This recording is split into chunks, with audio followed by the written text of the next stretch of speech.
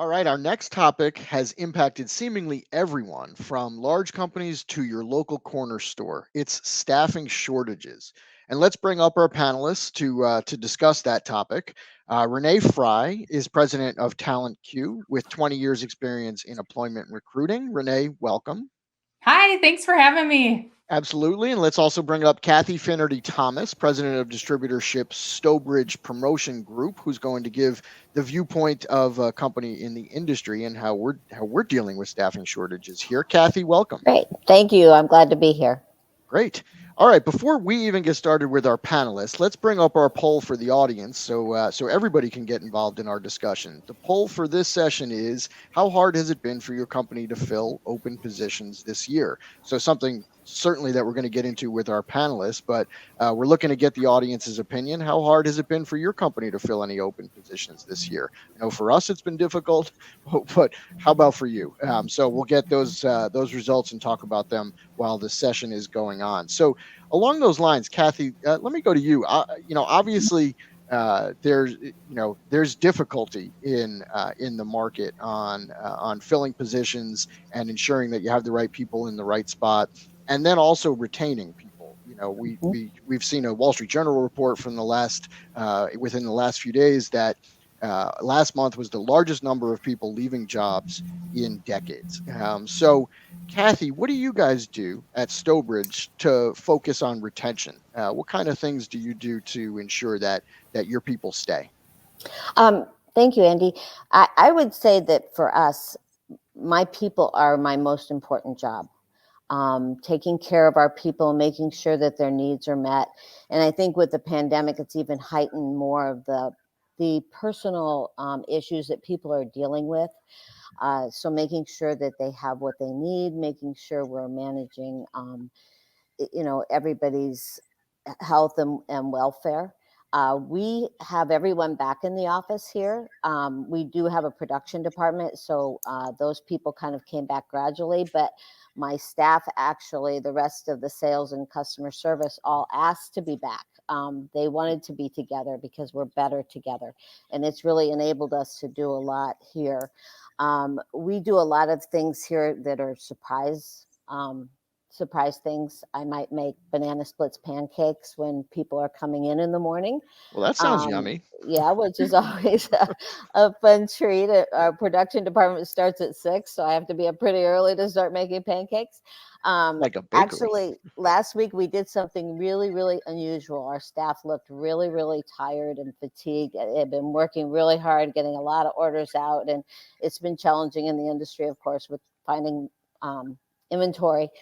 So we called everybody together and we gave everybody $100 bill, and they all kind of smiled and chuckled, and we told them how much we appreciated them and thanked them, and then gave them a paid day off, which we kind of worked out over the next 2 days so that people could have some time off, and it went a long way toward putting some smiles on people's faces. That's great messaging, and I'll remind everybody in our audience, if you have any questions for our panelists during this session on recruiting and retention, please feel free to throw those into the chat, and we'll get to as many of them as we can during the session. Renee, let me go to you. Why is it so difficult right now for companies to hire new employees? It's obviously something that just about every company is struggling with. What's the genesis of it? Yeah, it's certainly a candidate driven market. And like you mentioned, according to the US Bureau of Labor Statistics, in July, 3.9 million people quit their jobs. In August, it was 4.3. We're talking historic record numbers. Right. And COVID really was the catalyst for this. People taking time to reflect. Are they really happy in their jobs? Are they getting paid what they're worth? Are they able to work remote? That is a lot that's going on. So every single company is feeling the pain of identifying qualified candidates. And long are the days where you could just post a job and pray that qualified people will apply. You have to be proactive and go after what I call the invisible talent. Those individuals who are gainfully employed, most often happily employed, and entice them to come to your companies.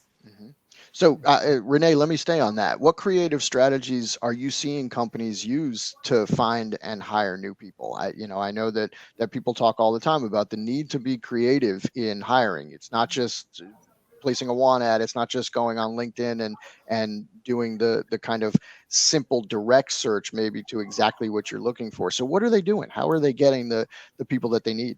Yeah. So when we reach out to invisible talent, we ask our hiring leaders that we're working with to block off if they're open to 15-minute exploratory calls with any candidate that might be interested. And I'll tell you, this is really valuable because 99% of the people that we can connect with the hiring manager throw their name in the hat and want to be considered for that position. It's really powerful when the actual hiring leader can speak to the prospective individual, telling them about their culture, telling them about exactly what they would be doing in the position. What are the goals for this role? Why is it open? All of those things. And it really can be a great way to entice those individuals. Another thing we have utilized a lot of times going after these types of candidates, it takes 7 outreaches. And we're talking email, calls, social media messages, text message. We are extremely creative. A lot of times we do Google text is big. But then if there's someone that is an ideal fit, again, having that hiring manager reach out to a list of people we haven't been able to, that haven't responded, and getting the personalized message from the hiring leader skyrockets the response rate. So those are some things. And then another one I would like to share is go after the boomerangs, the people who have quit, the people who were great performers and they quit and they went somewhere else. If you haven't maintained a relationship with them, find out where they are, see if they're happy. Maybe they want to come back. Or some companies call this the alumni strategy. And then the last thing I would mention is people who declined your offers. Go back to those pools of candidates once you wanted to hire them and bring them on board. So you know they've got the skills and the cultural fit, which is key. So see if they're happy where they landed 3 months, 6 months, a year down the road. Those are some creative things that we've been able to utilize and be really successful with. That's awesome. I would add, keep your eyes open, keep your eyes and ears open, because I've heard of plenty of companies in this industry and others that have hired somebody who's served them in a restaurant or been a check-in at a hotel, and they've gotten incredible service and needed somebody in their sales or customer service department, and here's somebody right in front of them that they totally enjoyed as a customer interacting with. So you never know where you could find that next person. Absolutely. Always be recruiting, but that's what I do every day. There you go. I like it. I like that. We had some t-shirt moments yesterday. I think that's a t-shirt moment today. Always be recruiting. Kathy, let me go to you. What methods do you use to hire new employees at your company? I know it's a smaller company, but what do you use when you need to hire new people? We do a lot of what you've just mentioned. We've really look for people out in the workplace that do provide a good service. I'm really not looking for people who have a lot of skills. I'm looking more for attitude. We can train most skills. As a matter of fact, I have a whole production department, and most of those people learned on the job from the ground up. And now are master printers and embroiderers. But we also turn to our employees for referrals as well, because often they know people. And I was always reluctant to hire family, but we actually hired some family last December because it was so hard to find people. And we have some really, really great people because of it. So that's great. Sometimes you do need to abandon policies you may have had in a previous time when it was easier to find people, and now it's harder and you need to adjust. It's a great message. Renee, let me turn back to you. Employees today are increasingly demanding higher salaries and more enhanced benefits from new employers. So what do companies need to do to navigate that kind of new normal? What do they have to ensure that they're doing to entice people to come? Yeah, well, every organization is structured so differently. They have different pay ranges, different internal equity levels. And I run a business too. I've got to work within the budgets that I have set for those roles.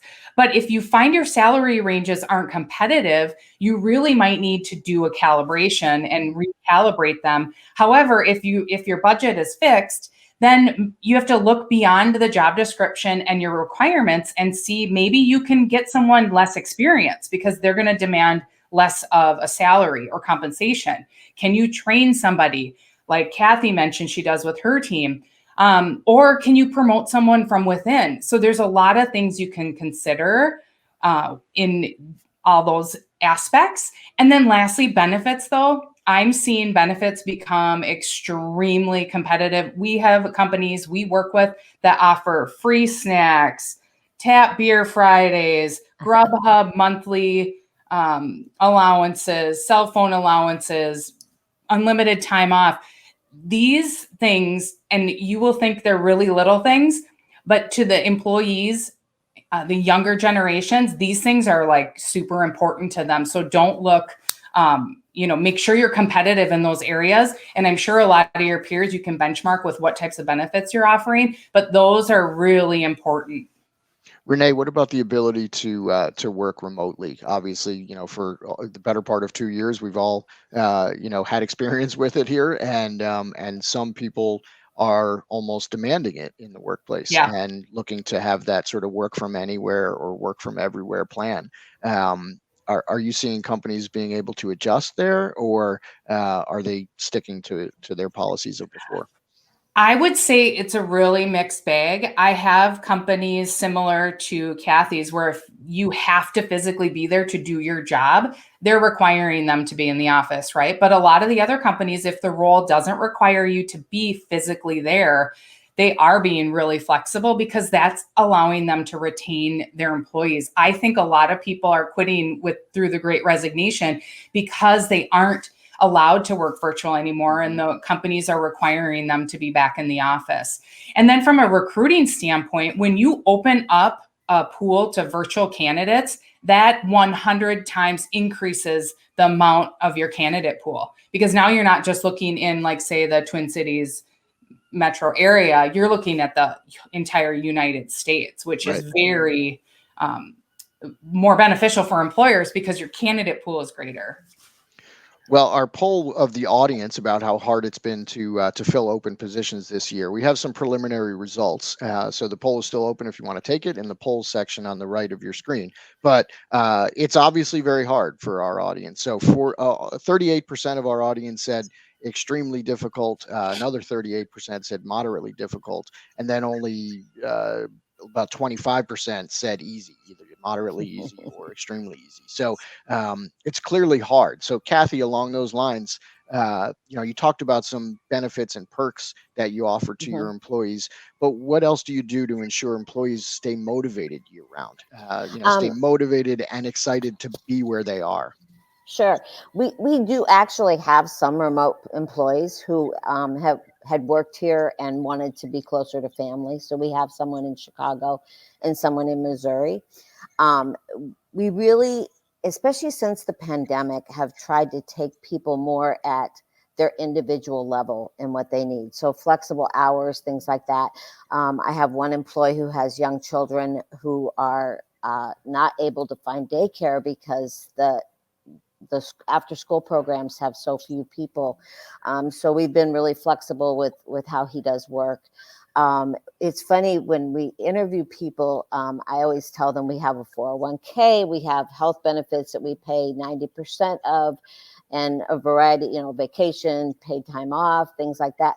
And I just get a completely stoic face until I mention that once a month we do lunches for everybody who has a company anniversary and a birthday. And they just brighten up. It's just amazing what is important to people. And so, we really try to emphasize that personal touch with our people. And fortunately, we're a great size. We're big enough that we can pull off some amazing things and ship hundreds of thousands of kits, but we could also take care of each person individually too. Mm-hmm. I think that's great messaging. I mean, some of that is that reaction is probably due to the fact that some of the other traditional stuff is more the ante to get into the hiring workplace right now. So it's the other things, the additional sort of non-traditional items that maybe excite people. Well, we have some questions coming in from our audience, so I want to pose those. From Mary Brown in our audience, we have a question. Have you experienced the need to pay new talent and new hires more than existing staff just to get them on board? So, Kathy, as far as you're concerned, has that been the case for you? We actually looked at our employee pool that we already had in our company and gave some pretty significant raises earlier this year just to make sure people were really well taken care of and happy with their jobs and really didn't have a reason to look. So we would try to bring in new candidates that within those parameters. But I think we're paying pretty well right now for some of the positions that we have in our company. So. And Renee, for the clients that you work with, are you seeing them having to stretch salary ranges past either where people are currently in their workplace or where they're comfortable? Yeah, if they're able to, we are able to, if they have the budget to be able to move that salary range. However, there are some companies that the budget is fixed and it is what it is. So then we try to find people with less experience or people that from a different geography that might, salary wise, the cost of living is lower. So those have been kind of the tactics, because not every company can just turn on and give, increase the pay range by $10,000 or $20,000. That could disrupt the whole internal equity. Mm-hmm. Right. Yeah, it's clearly an issue. Another question we have that's on many people's minds as far as workplaces are concerned is what about vaccines? Are you making it mandatory? Kathy, I'll put you on the spot there. You're a smaller company, so you may not, fall into some of the other larger company type of mandates that are around the country. But what are you doing as far as vaccines are concerned? It's been a little bit challenging. We had some people who were quickly to be in line. And we told everyone, because early on it was very difficult to get one. So we said, if you need to take off time from work because your appointments during the day, take time off. We want to get you vaccinated. I had a couple people who were pro-vaccination, but not really getting it done. And they got it done. I had one person who was really concerned and skeptical. And even he has now gone and gotten vaccinated. So as we're hiring, we are trying to find people who are vaccinated, because we do think it's important to keeping everyone safe here. And when everybody came back, we were all wearing masks, and I think everybody's enjoying not wearing masks to work every day. So. And Renee, as far as your clients are concerned, obviously it's something that every workplace is pondering right now. Are you seeing more putting those kind of vaccine mandates in or not? Yeah, absolutely. And they've even offered bonuses to their teams to get it done, even though a lot of them, if they're doing like office type work, they're still working virtually. So I think it's been a slow migration for companies back into the office because they want to keep everyone safe. But yeah, I would say majority of them are requiring the vaccines just due to the sheer size of their orgs as well. Gotcha. Okay. All right. Well, we only have a couple more minutes, and I want to make sure we give our audience some, actionable advice as they deal with this really challenging issue. So, Kathy, I'm going to ask you first. What do you think are the couple of steps that companies really need to take today? You know this industry well, as far as hiring and retention is concerned, to overcome this sort of staffing challenge that many are having. I think for people who are owners, switching your job, it made such a huge difference for us when I switched my job from being customer focused to being employee focused. And I still have a lot of customer responsibilities. I still do a lot of sales and things like that. But the employees are my number one. And making sure that they have what they need, that they feel valued, that they are part of the organization, and belonging is so important. People need that feeling of belonging, especially in a time like this where everything is heightened emotionally. That has been very important for me. And it made all the difference in our company. It was like magic, but it takes every single day. You can't just fix the employee culture and say, great, that's done. I'm moving on. I got other things on my list here. It is a daily task. It's the most simple of concepts and the most complex to manage. But it's so important, and it's made all the difference for our company. So. Yep, makes total sense. And Renee, you get the last word. So you talk to your corporate clients probably every day, and you're in the hiring market every day. What are the couple of things that companies need to do to overcome this really difficult challenge that they're facing this year? Yeah, the phrase that comes to mind is re-recruit, re-recruit, re-recruit. And what does this mean? Re-recruit your current team. Just like Kathy was saying, you got to have those connections and be on the pulse of your team. That's what keeps me up at night as the president of my company is, are my employees valued? Are they excited to get out of bed? You have to be on the pulse and know what's important to your team. And each individual is so different that you've got to know what's important to them, where they want to go, what do they need, what are their goals. And top performers want to continuously learn, grow, and be challenged. So I really am a strong proponent of creating individualized career development plans and have those live breathing discussions frequently, at least once a month. And then I would say I interviewed John Bauer. He's a renowned supply chain executive, worked for Starbucks and Target. And I interviewed him on my video podcast. And I said, what is one key thing, the most important thing you can share with leaders? And he said, in every single meeting with an employee one-on-one, he never started with business. He always started personal questions about the person. How are you doing? How are the kids? If they're a runner, how are you running any races? And that was the key to building a trusting relationship and figuring out what really motivates people. Mm-hmm. That's great. Well, Renee and Kathy, thank you so much for offering your insights and for helping us come up with some tips to tackle this very difficult issue. Thanks. Happy to be here. Thank you. Thanks. Bye.